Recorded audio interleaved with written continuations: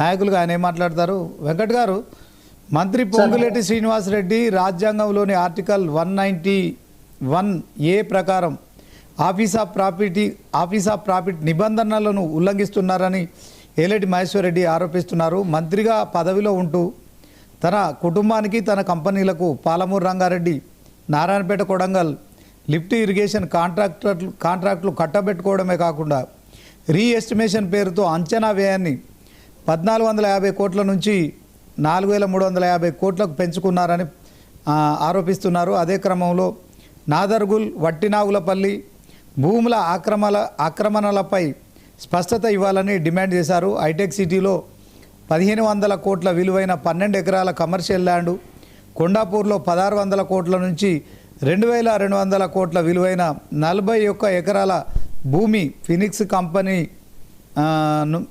Company నుంచి మంత్రి కుటుంబ కంపెనీలకు ఎలా బదిలీ అయ్యాయో బహిరంగంగా చెప్పాలని డిమాండ్ చేస్తున్నారు. గత ప్రభుత్వానికి బినామీగా ఉన్న సంస్థలు ఇప్పుడు కాంగ్రెస్ నేతలకు బినామీలుగా మారయ్యారని కూడా మరి విమర్శించారు. ఫ్యూచర్ సిటీ పేరుతో జరుగుతున్న భూ లావాదేవీలపై 22A అక్రమాలపై సిబిఐ లేదా ఈడీ చేత విచారణ జరిపించే ధైర్యం ఈ ప్రభుత్వానికి ఉందా అని సవాల్ చేశారు ఏలేటి మహేశ్వర్ రెడ్డి. మీరు ఏం చెప్తారు? శ్రీనివాస్ గారు, మీకు ప్యానల్ పెద్దలకు నమస్కారం. ఏలేటి మహేశ్వర్ రెడ్డి గారు కాంగ్రెస్ పార్టీలో ఉన్నప్పుడు కూడా ఇట్లనే చెప్పేది, ఇట్లనే ప్రెస్ మీట్ పెట్టేది, ఏమనుంటే ప్రెస్ మీట్ ద్వారానే చెప్పే ప్రయత్నం చేసేది, కొద్దిసేపు టైం పాస్ చేసేది, ఏదో అట్లా దాన్ని ముందుకు నడిపించేది.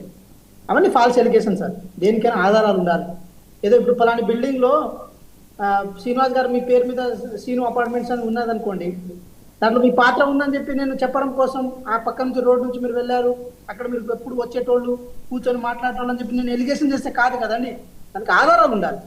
సో పొంగులేటి శ్రీనివాసరెడ్డి గారు 2011లో రాజకీయాల్లో రాకంటే ముందే రాఘవ్ కన్స్ట్రక్షన్ ద్వారా ఈ రాష్ట్రంలో ఎన్నో పనులు, కల్వర్ట్ పనుల నుంచి మొదలు పెడితే కాంట్రాక్ట్ పనుల వరకు, కన్స్ట్రక్షన్ పనుల వరకు ప్రతి పనుల్లో పొంగులేటి శ్రీనివాసరెడ్డి గారు చేసి ఉంటారు.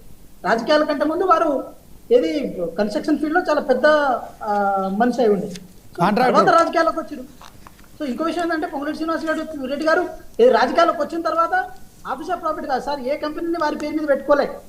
తర్వాత అంశాలు ఏదైతే ఉన్నాయో వాళ్ళ సోదరులు కానీ, లేకపోతే సంబంధిత వాళ్ళ కుమారులు కానీ, లేకపోతే సతీమణి గారు వాళ్ళు చూసుకుంటున్నారు ఆ వ్యవహారాన్ని. వీరేం దాంట్లో ఇన్వాల్వ్ అయ్యారు. 2014లో వాళ్ళు వచ్చేటప్పుడే ఇట్లనే వచ్చారు, మేమన్నీ వదులుకొని నేను రాజకీయాలకు వస్తానని చెప్పారు. వచ్చి రాగానే ఎంపీగా గెలిచారు. గెలిచిన సందర్భంలో ఆ రోజు ఏది వాళ్ళ బీఆర్ఎస్ పార్టీ వాళ్ళ అవసరం కోసం పొంగులేటి శ్రీనివాసరెడ్డి గారిని తీసుకున్నా కూడా అక్కడ వాళ్ళ పార్టీ కోసం పనిచేసి తర్వాత ఆత్మగౌరవం కోసం, స్వాభిమానం కోసం ఈరోజు కాంగ్రెస్ పార్టీలోకి వచ్చారు. కాంగ్రెస్ పార్టీలో వాళ్ళు వచ్చిన తర్వాత ఎంత మైలేజ్ వచ్చిందనే విషయాన్ని మీ అందరికి తెలిసిందే. అయితే నేను సబ్జెక్ట్లోకి వస్తాను సార్. 22A అనే అంశం విషయంలో అసలు ఏం జరిగింది వాస్తవాలు తెలియాలి సార్. ఇప్పుడు తెలంగాణ రాష్ట్రంలో హైదరాబాద్లో క్యూర్ ప్రాంతంలో 1,00,000 ఇళ్లను, ఇంద్రమ ఇళ్లను కడతామని చెప్పి గవర్నమెంట్ అనుకుంటుంది. దానికి ఏం కావాలి? గవర్నమెంట్ భూములు కావాలి కదా సార్. ఆ గవర్నమెంట్ భూములు ఏదైతే ఉందో ఆ గవర్నమెంట్ భూములు ఫర్ ఎగ్జాంపుల్ చెప్పాలంటే ఒక 90 ఎకరాలలో కడదామని అనుకుంటుంది. ఏది ఇంద్రమ ఇళ్లను, అపార్ట్మెంట్స్ని కడదామని అనుకుంటుంది, టవర్స్ని. సో దానికైతే భూములు కావాలిగా. ఆ భూములు ఇట్లా కాపాడితేనే వస్తాయి సార్. అది హైడ్రా రూపంలోనే కాపాడాలి. లేకపోతే భూదాన్ భూములు, దేవాదాయ భూములు, అదేవిధంగా అసైన్మెంట్ భూములు, ఏదైతే కేటాయింపుల భూములు ఉంటాయో సో అవన్నీ ఇట్లనే దాన్ని కాపాడుకొని ఇది పేద ప్రజల అభివృద్ధి కోసం చేయాలి. అది కాంగ్రెస్ పార్టీ కోసమో, కాంగ్రెస్ పార్టీ నాయకుల కోసమో 22Aలో పెట్టలేం సార్. అది పేద ప్రజల భూమి, ప్రభుత్వం భూమి, ప్రభుత్వంలో ఉంచాలని చెప్పి ఈరోజు కృతనిశ్చయంతో గవర్నమెంట్ పనిచేస్తుంది. గౌరవ ముఖ్యమంత్రి గారి ఆలోచన, గౌరవ పొంగులేటి శ్రీనివాసరెడ్డి గారి ఆలోచన ఒకటి సార్, అర్హుడైన వ్యక్తి యొక్క హక్కును కాపాడాలి, అదేవిధంగా ప్రభుత్వ భూమిని కూడా కాపాడాలి సార్. ఏది నిషేధిత జాబితాలో ఉంచడం ఏదైతే ఉందో గతంలో బీఆర్ఎస్ పార్టీ చేయలేకపోయింది. ఇప్పుడు నేను మాట చెప్తున్నాను సార్. 22A అనేది సర్వే నెంబర్ మొత్తానికి వర్తిస్తుంది, ఇండివిజువల్గా ఒక హౌస్కో లేకపోతే ఒకదానికో వర్తించదు. వీళ్ళు ఏం చేసారు గతంలో అంటే అసైన్మెంట్ భూములను ఎన్ఓసీలు నేర్పించుకొని ఏది ఏమంటారు ఫ్లాట్లు చేసుడు, పెద్ద పెద్ద వెంచర్లు చేసుడు, ఇలాంటివి చేసుకుంటూ వచ్చారు సార్. అది చాలా పెద్ద నేరం సార్. తద్వారా ఇలాంటి సమస్యలు వచ్చినాయి. అట్లా నేరం చేయడంతో పాటు తర్వాత ఏం చేశారంటే కొన్ని జీవోలు తీసుకొచ్చారు. ఆ జీవోల ద్వారా ఏది హౌస్ సంబంధించిన భూములు ఏదైతే ఉన్నాయో చిన్న ఇది 150 గజాలు, 100 గజాలు వాటిని రెగ్యులరైజేషన్ చేసి, అంటే ఒక ప్రభుత్వ భూమిని కబ్జా చేసి ఎన్ఓసీలు చేయడమే కాకుండా దాంట్లో ఇల్లు కట్టుకొని దాన్ని రెగ్యులరైజ్ కూడా చేయొచ్చు అని చెప్పి అలాంటి దుర్మార్గాలు పాల్పడ్డారు. మీరు చూశారు కదా సార్, ఇక్కడ ఏది మహేశ్వరం లాంటి ప్రాంతాల్లో భూదాన్ భూములు కూడా ఇది వదలలేదని చెప్పి ఆ విషయం కూడా మీకు తెలుసు కదా.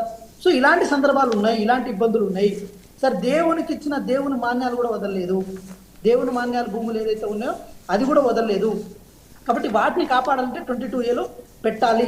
ఈ పెట్టే క్రమంలో ఒకటి సార్, మేము ఏమంటాం, పెట్టే క్రమంలో చిన్న మిస్టేక్ అయితే ఏం జరిగిందంటే పక్కన అవే సర్వే నెంబర్లు దీంట్లో కలిసిపోయి కొంతవరకు దాంట్లో బ్లాక్లో పడ్డ విషయం అయితే వాస్తవం. అలాగని చెప్పి వాటికి పరిష్కారం ఉండదని సార్. ఇప్పుడు మనం ఏమంటాం, ఇప్పుడు కళ్ళం నుంచి ఏది మొత్తం తీసుకొచ్చే సందర్భంలో, ఒడ్లు మొత్తం తీసుకొచ్చే సందర్భంలో పరిగె కొంచెం ఆగిపోతుంది సార్. నాలుగు పానాలు వెంకట్ గారు ఒక మాట, ఇంకొక మాట, తెలంగాణ రాష్ట్రంలో సెక్షన్ 22A